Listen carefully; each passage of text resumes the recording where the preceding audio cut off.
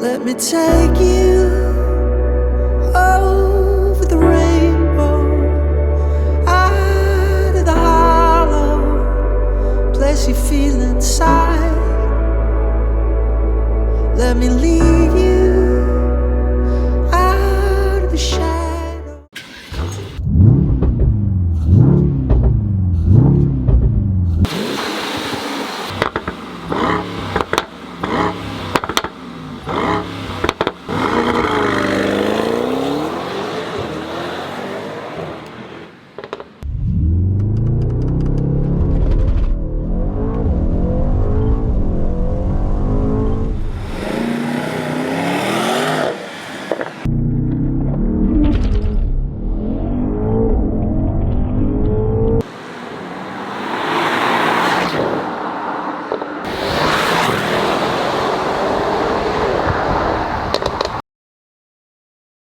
Alright, we're all set to go, which means turning on the car. There it rose to life, straight away into drive mode, and let's get going straight away.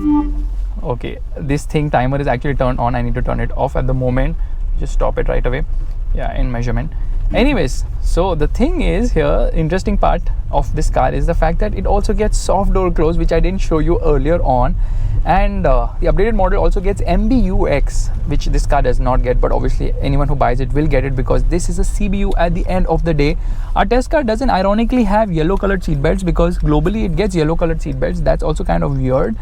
Meanwhile, it gets dynamic side bolsters. When you turn at speed, the bolsters actually touch you and support you. I don't know, that touch word was the wrong thing to say, but it just massages you on the inside. That's really nice. ये देखो, ये अंदर जाएगा, ये आएगा, ठीक है? हाँ ठीक है, go. 1, 2, 3. If you're turning right, you will lean in that angle, and of course it will do that and more. I'm driving very slowly because yeah, the ground clearance is an issue. Although I can press a button here, I'm raising the vehicle, so that's also kind of cool. Driving the car sanely in comfort mode, the engine doesn't feel mad at all. It feels so relaxed, it feels so composed. Although the ride is very busy, so you know that this is having a lot of sporty intentions as well. Now, over bad roads, it's a bit of an issue, especially like, you know, you can feel that on every road surface, which is far from perfect, you can feel the road below you. But more important than that is the fact that the road noise is just too much in this car. It just feels so busy, the suspension. NVH is not the best. By far, the NVH is not the best because there's a lot of road noise, there's a lot of tire noise. I don't know why, but I just don't like how uncomfortable the car makes you feel on Indian roads, because we know that Indian roads are pretty bad in that sense because they are far from perfect, and that road imperfection is just highlighted in this car. Anyways, driving in the city you won't have an issue because turbo lag is well contained, drivability is great as well, and you can feel a little bit of the vibrations. Yeah, this is at 30-40 kilometers per hour. That's how stiff the ride quality of this vehicle is. It is crazy stiff, this car. So you have to really slow down over bad roads. Now the funny thing is that this car lapped the Nürburgring in 7 minutes 25 seconds. This cluster here shows it 7 minutes 42 seconds. 17 seconds difference for God knows what. In fact, this car is as fast as an Enzo Ferrari around the ring. You just can't drive it fast over such roads because you're just so worried about the loss of air in the tires. That is the unfortunate part, but get a little bit on the gas and that roar comes in and it immediately propels ahead with a lot of enthusiasm, and then you spot a bad road like this and you slow down as slow as possible, crawling speeds to get the car out safely because you're just so worried about the low profile tires all the time. Now we get into race mode, left foot on the brake, right foot on the accelerator, and off we go. Holy moly, it says 4 seconds from 0 to 100 kilometers per hour. It took 4 seconds, you know why? Because obviously the road is wet and that was sort of an incline. But this car can go from 0 to 100 kilometers per hour in just 3.2 seconds. That's blisteringly quick. In fact, some people have also timed this car to go from 0 to 100 kilometers per hour in a massively quick 3 seconds. That's right. Obviously, good weather and a good road will enable this car to reach faster than the official claim time. That is the level of thrust on offer. So what do we have here? We don't have an engine in this car, unfortunately. This car is not powered by an engine. It's powered by a nuclear reactor up front. Yeah, there's a nuclear power station, which is a 4-liter bi-turbo V8 with twin-scroll turbocharging to prevent low-end lag as well. And the performance is so freaking brilliant. Just look at the way this car accelerates. It's mind-blowing. This engine is so thrusty. It's producing 639 horsepower between 5,500 and 6,500 RPM, making it the most powerful Mercedes car to have ever been made. And when I say that, just ignore the Black Series, because the Black Series is a track series and is not factored in. Otherwise, this is the most powerful Mercedes car. 900 Newton meters of torque. Does not make it the most torquey Mercedes car, because we obviously know the Mercedes-Maybach S650 V12 produces 1000 Newton meters of torque. But then that is rear wheel drive only. This is 4MATIC Plus, and my goodness, it accelerates so freaking quickly. The thrust from the motor is mind-blowing to an entirely different level altogether. It is always on the prowl in sport mode or even in race mode. It just doesn't bog down at all. Now that 900 Newton meters of torque comes in between 2500 to 4500 RPM. That's the reason the mid-range is absolutely fanatic. And trust me, low end lag is well contained. This car has so much get-go lower down. I don't know how they managed absolutely no lag from get-go. It just feels so refined and so eager right from the bottom end. Yeah, that's the reason why it's so drivable in the city as well. So great low-end performance, excellent mid-range, and a screaming top end as well. This V8 engine is so fab that, dare I say it, it actually competes with Ferrari's V8 and being one of the best V8s around. Only thing where it loses out is the fact that this car just does not rev beyond 7,000 RPM. The Ferrari engine obviously goes all the way to 8,000 RPM, and this car sounds like an angry wolf. It's an angry animal ready to bark every given moment. You get into the gas, it just shouts like crazy. It is always ready to scare you silly. It scares everyone silly. This car does not need a horn. The accelerator pedal is enough, because once you get into the gas, holy moly, everybody can hear you coming from a kilometer away. Don't believe me? Well, look at this shot. And as you could see, that once the car is past the cameraman, and then when I step on the brakes, it absolutely cracks, pops and burbles and does all that and more to give you a feeling that it's still celebrating Diwali. Meanwhile, you're already done with the festival, but it's still doing that. That is a level of performance. I love this whole track-based thing. It's super cool. It shows me the measurement. It's saying sunny 25 degrees. It's not sunny, bro. What are you talking about? Okay, I've just saved that measurement right now. This is so cool. I love this feature on this car. But we've got a lot of electronic trickery in this vehicle. Okay, going around the corner, let me tell you, it just feels so balanced and so composed. But then I back out looking at the bad roads, because you can't put it fast over expansion joints. But holy moly, this car accelerates like no one else's business. It is just so eager. It's mind-blowing. This performance is fanatic. In fact, 0 to 100, I told you 3.2 seconds. You know what? It goes from 0 to 160 kilometers per hour in under 7 seconds. And it will go from 0 to 200 kilometers per hour in around 10 seconds. And it will go to a top speed of 350 kilometers per hour. 315 kilometers per hour, not 350 kilometers per hour. And it's not restricted either. So you don't have to pay Mercedes more money just to de-restrict the car from 250 kilometers per hour. But you need to stop and change your tire pressure, because they have a different tire pressure recommendation if you're planning to take the car over 250 kilometers per hour. So they have 0 to 250 kilometers per hour, one set pressure, and from 0 to 315 kilometers per hour, another set pressure, which obviously when you open the fuel flap, it shows you. So in terms of electronics, it has plenty. This obviously gets 4MATIC Plus, which obviously stands for 4-wheel drive system, but it's a variable torque split 4-wheel drive system, which means that it can decide how much torque it wants to send to the front or the rear. And obviously you can disengage the front drive shaft to get into drift mode, and then it becomes rear wheel drive only. Now the drift mode on this car is not working, but you can see the process of how drift mode is actually activated.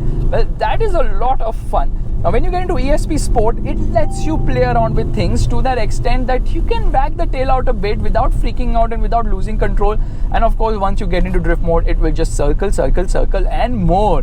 Meanwhile, I don't understand why the ride is so busy. This is a 20-inch tire on this car, not a 21-inch. Once you get onto 21-inch, I can understand the ride will become even worse and more noisier. But right now, it is so noisy, so busy and so stiff. This is not AMG GT stiffness. This is certainly not E-Class stiffness either. The E-Class is obviously more composed. The E63 has a better ride quality. Meanwhile, the AMG GT is unbearable. This is somewhere near that, but treading more towards the AMG GT. But oh my God, what is happening?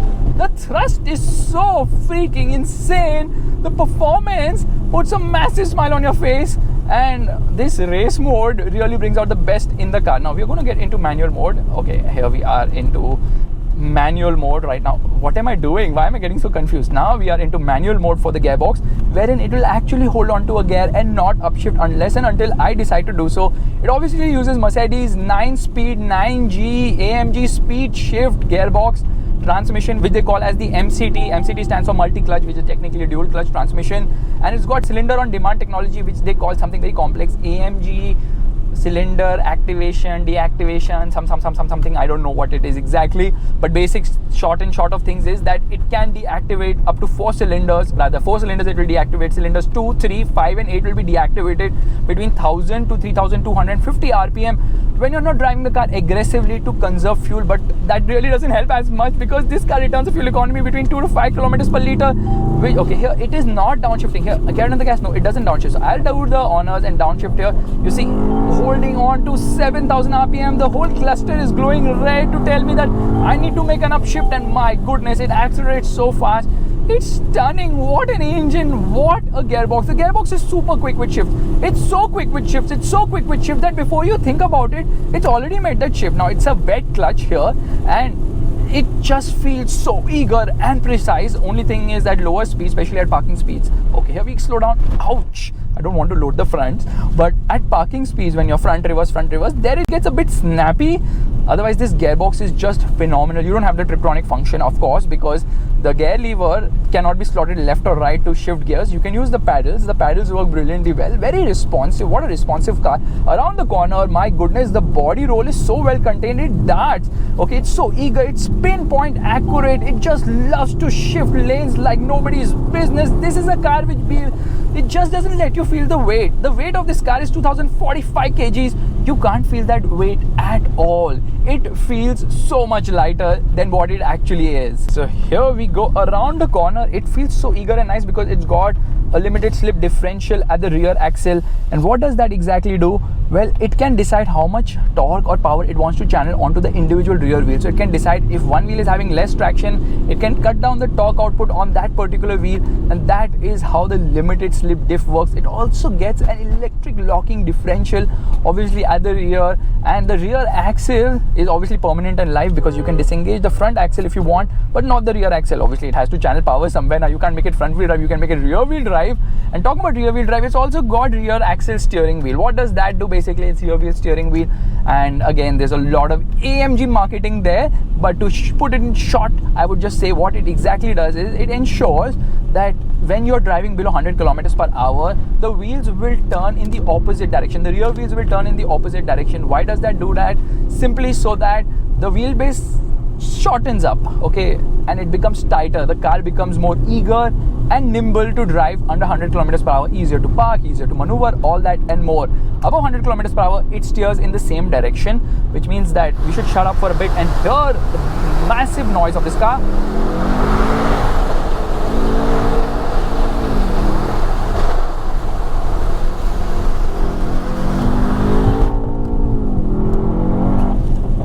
Oh my god, every time you lift off, there's this crack, there's this pop, there's this burble. Above 100 kilometers per hour, the rear wheels turn in the same direction as the front wheels in order to virtually increase the wheelbase, improving the stability of the car.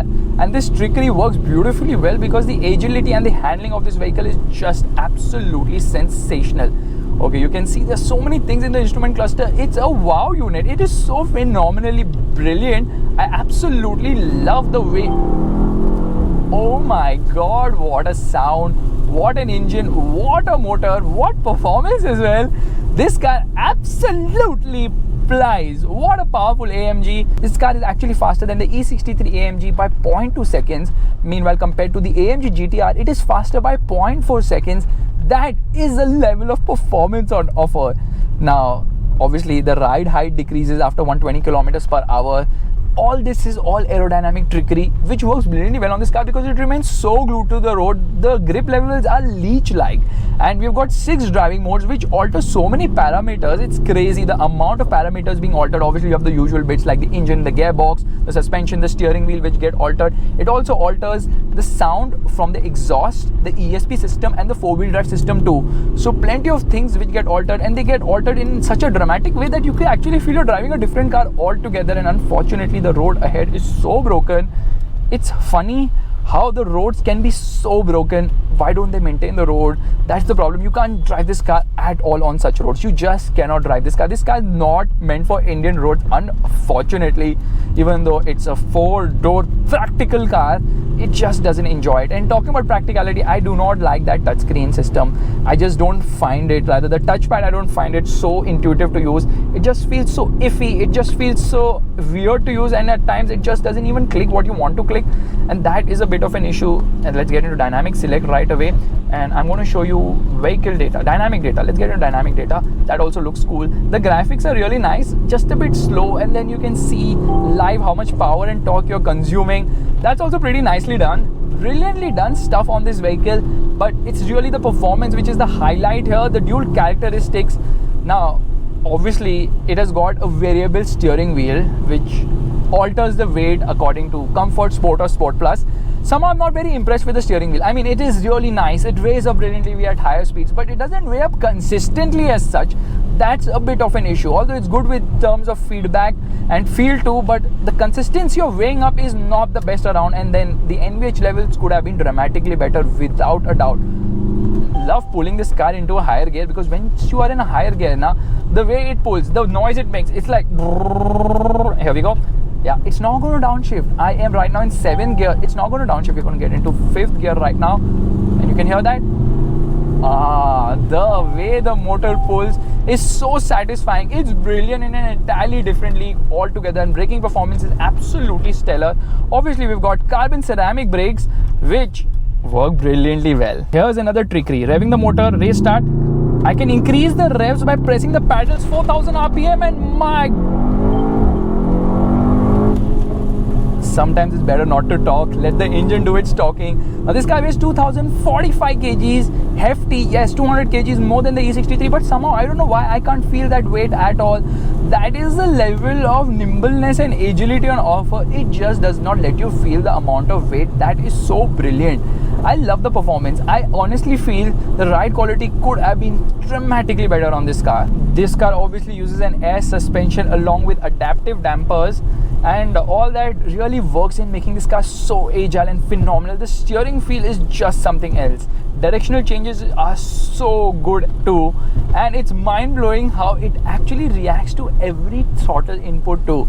But the good thing is it doesn't get an eco mode. It shouldn't be getting an eco mode, and thankfully it doesn't even get one, because honestly, for a car of this price, would you really care about an eco mode? I don't think you would. Now every time you launch this car now, you realize that it is a theater, because the race start function works brilliantly well. That's a launch control, completely red lighted up instrument cluster, and increasing the revs from 3000 to 4000 RPM using the right pedals is also so race car tech. That's mind blowing. That puts a massive smile on my face, because I'm like, oh my god, they thought about such a small thing. They're like, you know what, we can launch it better than you can, in spite of you doing left foot on the brake, right foot on the accelerator. All you need to do is lift your left foot and go. But we will also give you an involvement by letting you increase the revs. Check this out.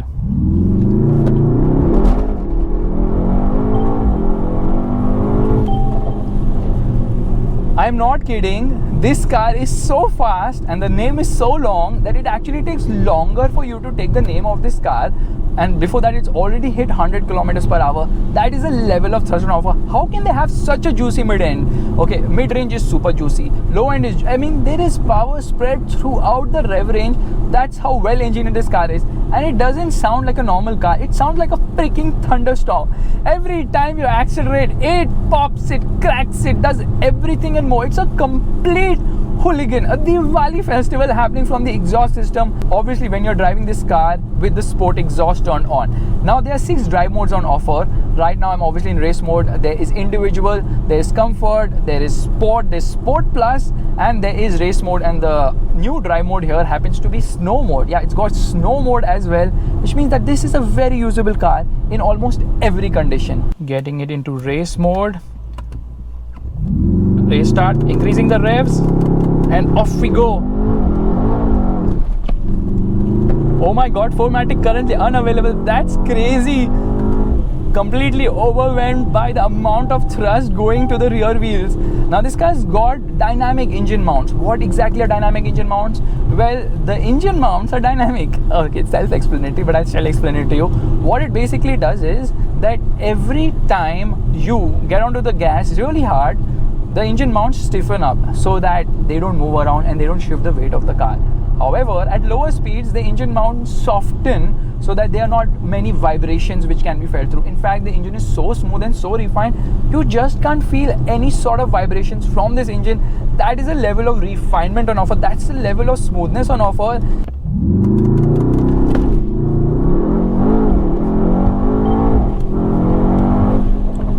Oh my god, it's full Diwali. So right now I think the 4-wheel drive system is not working because it's showing me the traction button, which it should not be showing because the 4-wheel drive system obviously curtails the loss of traction brilliantly. So we are right now on suicide mode, which is 2-wheel drive mode. But overall traction levels are just brilliant in this car. Just don't get hard onto the gas and you're fine. But if you get hard onto the gas right now, you're pointing here, you'll be pointing here. That is the amount of thrust which is on offer. That's why 4-wheel drive system has become so important these days, because the cars are becoming so powerful, which brings me to the massive elephant in the room is, should you buy this car? Should you buy the E63 AMG? Now there is a bit of a problem because both the cars are very similar because they use the same platform as well. You can call it the coupe version of the E63, or rather you can call it the CLS coupe, because this car actually competes with the Porsche Panamera, which has a better ride, which has better handling. It's not as fast as this car and doesn't feel as special either. But the issue with this Mercedes is that it's just on the stiffer side. So it doesn't give you the best of both worlds which you expect from a sedanish, coupe-ish or 4-door vehicle. That's where it loses out. I know, this is the fastest 4-seater series production vehicle in the world.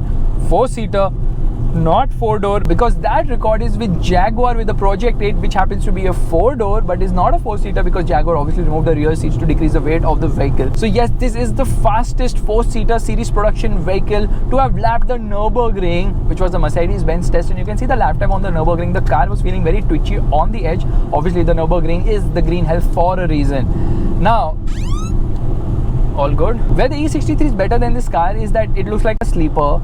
It is not as fast, but it is almost as fast as the lower variant. So this is the GT63S. The regular GT63 gets 577 horsepower, which is similar to the horsepower produced by the AMG GTR. But that is obviously faster because of 4-wheel drive system, going from 0 to 100 km per hour in 3.4 seconds, which is the same time as the E63. The E63 has a massive advantage in terms that it has a better ride, it has better handling as well. It looks like a sleeper and is cheaper too. But obviously the AMG GT63 has the bragging rights of the most powerful Mercedes car. Along with that, it really looks mind-blowing on the outside, but on the inside I somehow find the E63 more special with the rotating tweeters and heads-up display, which is missing on this car. Probably you can option it out as well. So the bigger problem happens to be the price, because this is priced at rupees 2.75 crores on road Mumbai, making it a very expensive car, obviously living up to the name of being the most powerful Mercedes on sale right now. Meanwhile, the E63 costs around rupees 94 lakhs less at 1.81 crores on road Mumbai, making it tremendous value for money all of a sudden. And for the money you save, you can probably get a GLE or even a Ford Mustang and have 16 cylinders to flaunt in your garage. So as I see it, this is an absolute brilliant car, but the E63 will still be my choice because it just really fits with the concept of sleeper with massive performance, real great thrust, and a big smile on your face when people don't expect you to fly into the horizon.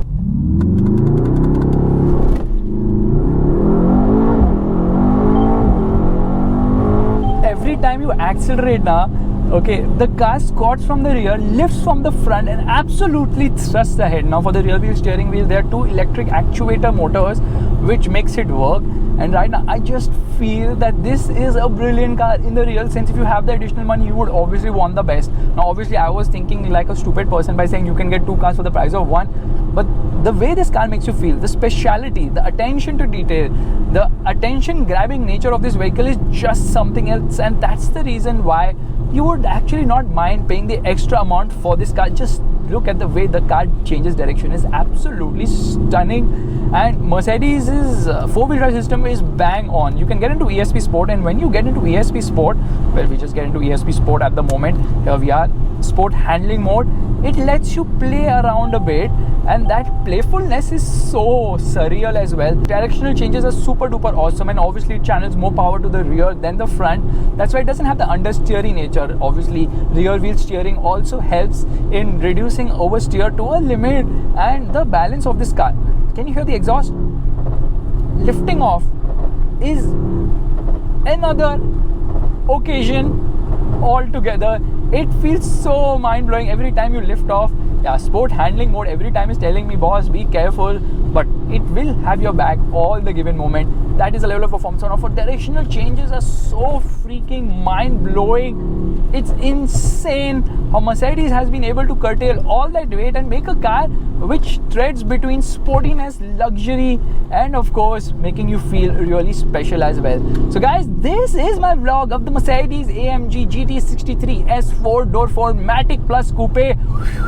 Yeah, it's a long freaking name, but yes, it lives up to all that and more. If you like this vlog, you know what you have to do. Give it the thumbs up, that's the like button, and also subscribe to the channel. I will see you guys in the next video real soon. Bye bye. Couple of more things I want to add. First and foremost, over expansion joints now, the car really gets rattled, especially those rumbler sort of strips which they put on the road. Well, that makes a lot of noise on the inside and you can feel that stiffness. Meanwhile, it's also got active brake assist, so in case someone is in your line of path when you're closing onto them, then there's this triangle which comes here on the instrument cluster to tell you the same. Now you can obviously program to medium, early or late, and I put on late because it automatically applies brakes, which can get a bit freaky and can catch you unaware if you're looking to like make a maneuver and then all of a sudden the car applies heavy brakes as well.